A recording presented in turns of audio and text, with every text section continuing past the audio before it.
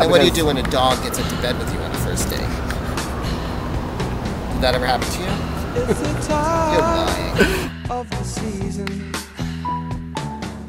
when love runs high. It was one day when I had a date with some guy who was totally hot based on his internet picture. And we decided to meet in Madison Square Park on 23rd Street, near the dog run. And he shows up and he is hot. At least that part was true.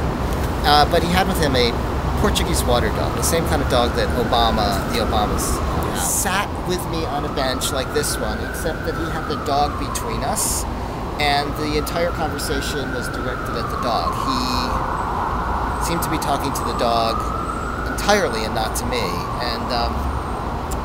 And so when it was time to go, we were walking up Fifth Avenue, and he didn't want the dog's paws to touch the hot sidewalk.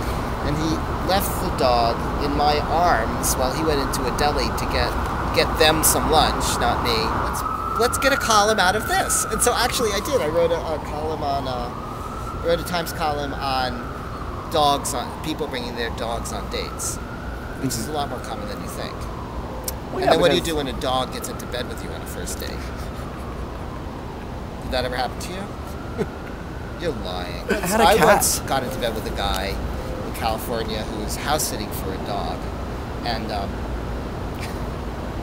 the dog waited outside the door the whole time we had this hot sex, and then he opens the door and he says to the dog, you know, "Hi, Rusty, there's lots of interesting smells in here, so come on in." And then I fell in love with the guy.